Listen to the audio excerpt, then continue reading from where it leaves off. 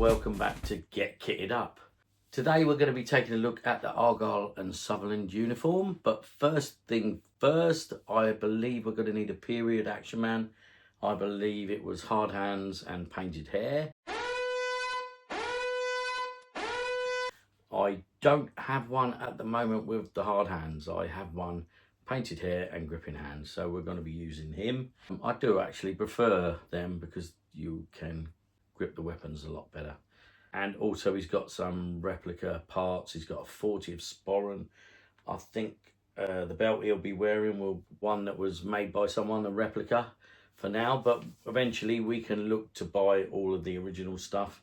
But like I always say to you guys, I'm not too bothered. As long as it looks good, I'm happy with it. Right, let's crack on. Starting with a painted hair action man. Now incidentally, he has the socks, and I can't remember the name of these things. People are going to shout at me. These things, we're going to call them putties, but they're called something different, I'm very sure. Now we're starting off with a broken action man. He's got an arm missing. He's had a few darts thrown him, and interestingly enough, he's had his scar removed. You can still see the scar was taken off. That's interesting. So this poor guy's been through the wars. Now we've got to get him kitted up. We've got bits and pieces of uniform here. We've got a 40th edition kilt, 2 replica belts here.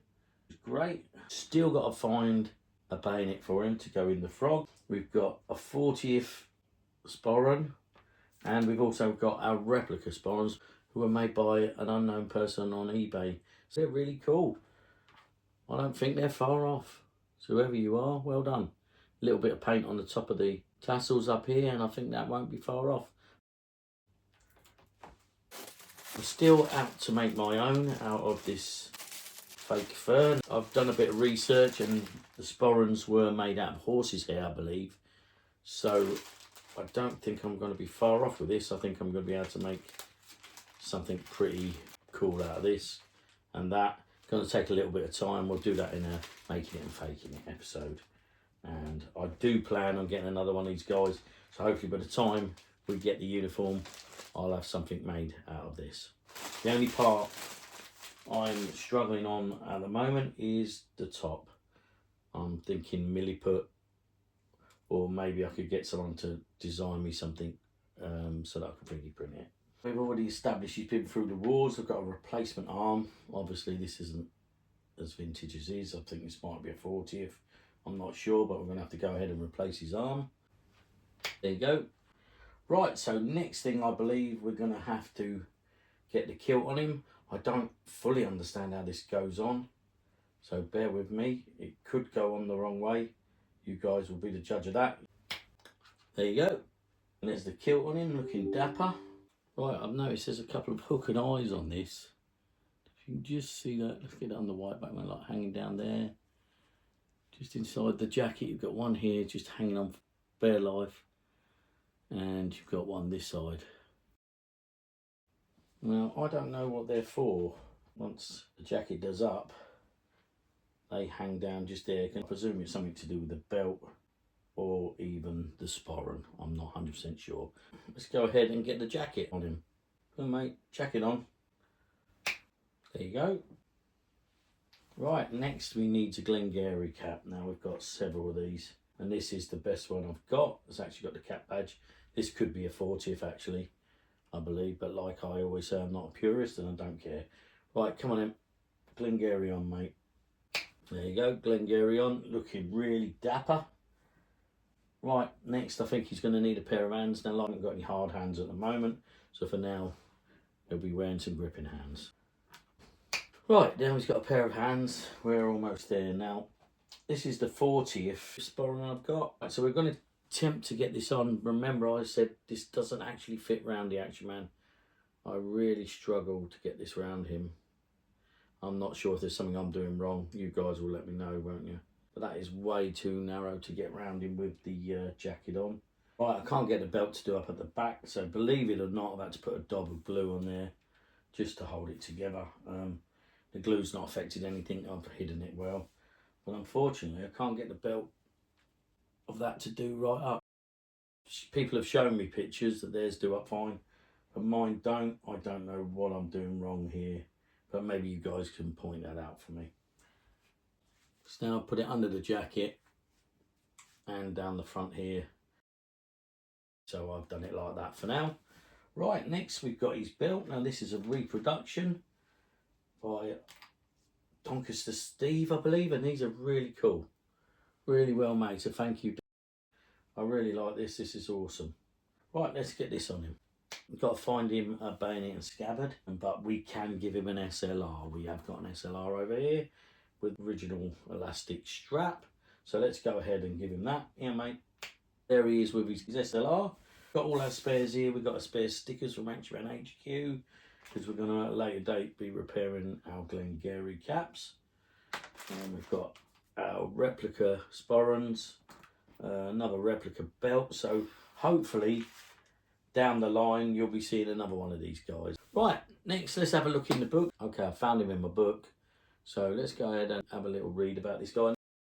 Right, this guy should have Glengarry, which he's got, a jacket, which he's got, belt he's got, kilt he's got, sporran, hose, spats, boots, scabbard and frog. He's got the frog, but we need the scabbard, we need the bayonet, and last but not least, the SLR, which he's got. Right, let's have a quick read about the features. Right, the jacket. Short jacket includes a 6-pattern spike silver buttons, which he's got. There are also 3 smaller silver buttons on the cuffs, which are set off with stitched buttonholes and an unpiped V-cut section. The standing collar and cuffs are edged in white piping. Yes, they are. A figure of 8 emblems on the collar is held in place with a loop of cotton. The back of the jacket features curved darts with 2 small silver buttons at the small of the back. There are 3 flaps at the rear of the jacket. 2 have stitched yellow facings and a triple button arrangement similar to the cuffs. 3 poppers fasten the jacket, and at the bottom edge of the jacket front there are 2 hooks to keep the white polyurethane belt in place. Oh, okay, that's what it's for. So there's a couple of hooks there just to keep your belt up. Right, the Glengarry. The hat is made of a navy blue, well, it looks black to me, polyurethane with a red painted pom-pom at the top. At the middle of the V in the crown, a thin red and white checkered hat band is fitted inside the slot of the back of the edge, together with 2 black ribbons. Right, and there's the 2 thin ribbons coming out the back, so all good. A large silver plastic crown laurel regiment hat badge is fixed on the left side of the Glengarry, as shown in this picture. Right, kilt and sporran. The kilt is woven in the Government of Sutherland pattern and is a complex piece. Front sections are fastened with 2 poppers and a blue ribbon hem that also holds in place the 2 braces. Right, yeah, he's got braces as you saw when I put them on. I don't know whether I've actually got the kilt round the wrong way. Chances are I have. The sporran is made up of a number of components, 6 in all. A white polyurethane belt, a black moulded pouch with 3 gold and white tassels threaded through it, and a curved gold plastic clip. The silver belt buckle is moulded with the regiment emblem, and the belt fits through the silver metal loops. Right, the hose and spats. The red and white patterned hose have red felt tabs. The white spats are in heavy weave fabric. They are fastened with a vertical Velcro strip and thin white 6-cord elastic strap looped under the sole of the boots. So there you go. So now that was just a quick, brief talk about this guy. Supposedly this is gold on here, but it more looks like a brownie bronze above there. Anyway, so next it's over to Action Man HQ. Right, so we've got the iPad, we've got it open on Action Man HQ, and we've got it open on the Argyle and Sutherland Highlanders 1970. Right, so let's have a quick read about this guy. Argyle and Sutherland Highlander originally launched in 1970 as part of the famous British regiments, renamed the next year Famous British Uniforms, and colloquially known as the Ceremonial Range. Colloquially? I've never heard of that word in my whole entire life. But They included the Grenadier Guard and the Argyle Sutherland and the Parachute Regiment battle dress to begin with, and it later included the Royal Marines, Life Guards, Royal Horse Guards, Blues, and the 17th and 21st Lancers. A separate horse was also available without or with full dress saddle. Action Man Argyle and Sutherland set started. There was two sets, the 34123 Action Man Argyle and Sutherland Highlanders display card tray. Came with a tunic, kilt, boots, hose, belt, frog, scabbard, bayonet, sporran with strap, Glengarry, the spats, the SLR rifle, and an information leaflet and equipment manual. And then there was the next card, which was the 34012. This was a display box. Came with a figure, tunic, kilt, boots, hose belts, frog, scabbard, bayonet, sporran with strap, Glengarry, SLR, information leaflet and equipment manual. Right, some notes about this guy. The Action Man Argyle and Sutherland Highlander is a very authentic looking uniform. It is uncommon in mint condition as it had a short production period and had fragile parts. And the frog, as with the Royal Marine, is unique to its own outfit. The Glengarry cap has a checkered band made as a sticker with a cellophane printed top part, which tends to separate and appear tatty. I've got my reproductions from Action Man HQ. Oh right, so I think it's covered in a cellophane normally, and the cellophane pulls away. Mine is a 40th reproduction, so probably slightly different, but I'm happy with the 40th. I love the 40th parts, but the Action Men themselves, well, the bodies ain't too bad, but they crack everywhere. But the heads are definitely not my thing, as you all know that. There are at least two different Glengarry badges to be found in both plastic and metal. Wow, I didn't know that. The SLR should have a white elastic adjustable strap. Right, okay, so mine's got a green strap, so that's something I've got to endeavour to find. A white elastic strap. Boots are the lace-up type. You can't see them though. The current figure with this, when this uniform was launched, was a new flock-haired Action Man with hard hands. Now, I didn't know that. Now, all the pictures I've seen, it's the hard-haired Action Man with the ginger-coloured hair. But thinking about it, it was actually the flock-haired Action Man. They just crossed over from the hard hands, painted hair, and they just introduced the flocked hair. So the gripping hands came a bit later. So if I want to be period correct, I have to replace this with a flocked hair and some hard hands. But like you all know, I'm not a purist. I will be creating another one, so maybe we will go for one that's more authentic. It's not a big deal to me. I'm quite happy with this setup. But I probably will be going down the ginger route because it seems everybody has. Everybody knows that every Scottish guy is ginger.